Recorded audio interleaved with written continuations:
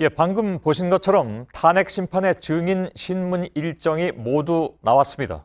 가장 주목되는 최종 결론, 즉 탄핵 심판 선고일을 좀 더 구체적으로 가늠해 볼 수 있게 됐습니다. 취재 기자와 함께 이 문제를 지금부터 달력을 하나하나 짚어보면서 또 여러 가지 경우수를 상정해가면서 한 걸음 더 들어가 보도록 하겠습니다. 백종원 기자가 나와 있습니다. 지금 현재는 뭐랄까요, 그 시비거리 없애기 위해서인지 웬만한 증인 신청은 다 받아주고 있는 그런 상황인 것 같습니다. 그러나 앞으로 더 받아줄 가능성은 없다, 거의 보이지 않는다라는 것이 이제 법조계의 의견이기도 하고. 근데 결론적으로 탄핵 심판 선고일은 언제로 예상할 수 있습니까? 예, 말씀하신 것처럼 오는 22일까지 증인 신문이 잡혀 있습니다. 이어서 그 주의 후반 24일 대통령 측과 국회 측이 최후 변론이 예상이 되고 있는데요. 그 다음에는 재판관 평의가 있고 재판관들이 결론 내는 회의를 마치고 나면 2주가량의 결정문 작성 시간이 있고요. 3월 둘째 주, 즉 3월 9일 전후에서 결론이 날 가능성이 큽니다. 예. 이 일정은 보통 목요일에 헌재가 결론을 내온 점도 고려를 한 겁니다. 예. 뭐 꼭 목요일에 내란 법도 사실은 뭐 없는 거죠. 그게 법으로 예, 정해져 있는 건 아니니까. 하루 이틀 앞뒤가 될 수 있는 것이긴 하고. 아무튼 알겠습니다.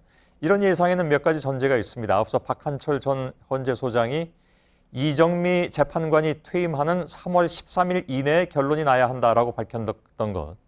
또 결정문 작성에 2주 정도가 소요된다는 것. 이런 것들이죠. 예, 그렇습니다. 3월 13일 이전 선고를 내려야 한다는 그런 것은 박 전 소장뿐만의 의견이 아니라 헌재 내부의 전반적인 분위기로 전해지고 있습니다. 예. 이 때문에 증인신문이 끝나는 22일 이후엔 이젠 추가로 증인 채택이 허용될 가능성은 작다고 보여지고요. 예. 또 통상 결정문 작성에 2주라는 시간이 걸린 점을 고려할 때 역시 3월 둘째 주에 선고가 날 가능성이 크다는 겁니다. 예.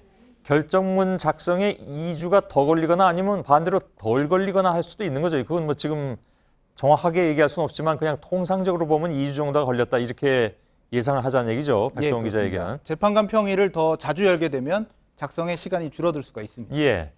자, 방금 말한 일정대로 탄핵이 인용되면 대선은 어떻게 될까요? 그러니까 공직선거법상에 대통령이 거리되는 사유가 발생한 지 60일 이내에 선거를 해야 하는 겁니다. 예.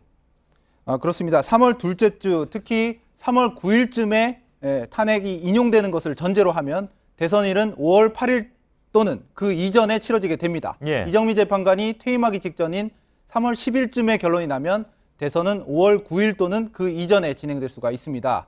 보통 대선은 수요일에 치러져 왔는데요. 화요일이나 목요일에 실시를 하게 되면 연차나 연휴를 갈 수 있기 때문에 투표율이 낮아질 수가 있습니다.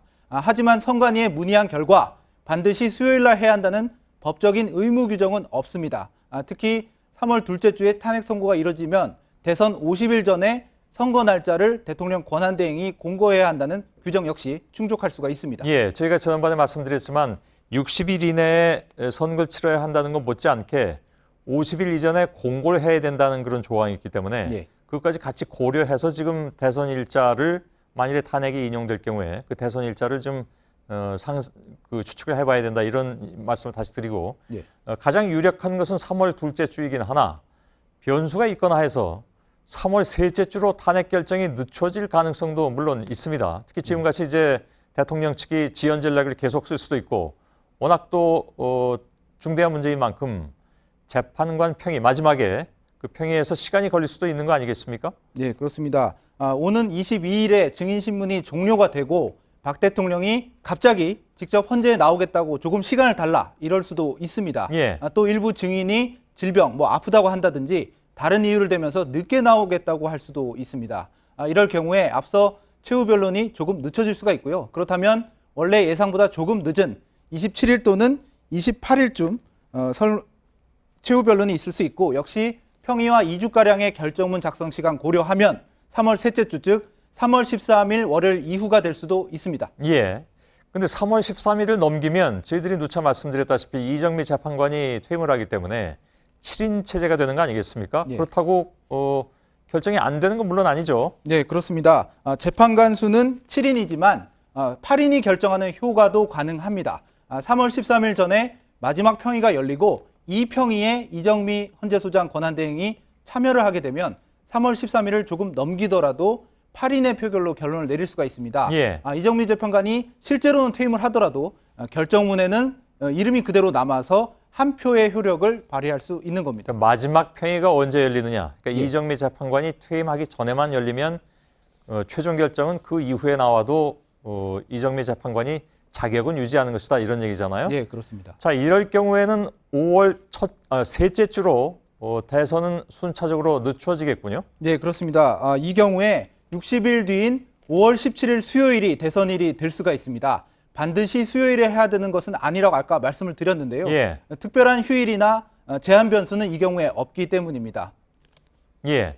또 한 가지 가능성도 있습니다. 오늘 그 추가 증인이 당초 예상보다 약간 많은 8명으로 정해졌는데 3월 첫째 주에 탄핵 결론 가능성도 배제할 수는 없다면서요. 그러니까 지금 여태까지 저희가 얘기를 나눈 것은 이렇게 증인이 좀 더 늘어났기 때문에 3월 둘째 주가 될 것이다 했는데 3월 첫째 주로 갈 수 있는 가능성, 앞당겨질 가능성도 아예 없는 건 아니라면서요? 네, 그렇습니다. 최후 변론 때문인데요. 예. 오는 22일에 최순실 씨와 안종범 전 수석이 재차 증인으로 나옵니다. 하지만 뭐 앞서 5시간 이상 질문과 답변은 충분히 나눴거든요. 그래서 이날 최후 변론을 함께 열 가능성도 배제할 수가 없습니다. 예. 그러면 빠르면 3월 2, 3일에도 결론이 날 수가 있는 건데요. 예. 이럴 경우에 탄핵 인용을 전제로 5월 첫째 주 또는 4월 마지막 주 대선이 가능한데 수요일을 고려하면 4월 26일 수요일 대선 가능성이 힘을 얻는 겁니다. 5월 첫째 주에는 워낙 징검다리 연휴가 있고 특히 수요일은 첫째 주의 수요일은 석가탄신일이기 때문에 예, 예. 그래서 4월 26일의 가능성이 전혀 지금 배제되는 것은 아니다. 아마도 이제 인용이 되든 기각이 되든 결정이 빨리 나기를 원하는 분들께는 지금 마지막에 말씀드린 그 시나리오가 가장 반가운 시나리오가 될 수는 있겠습니다. 예. 알겠습니다. 백종원 기자였습니다.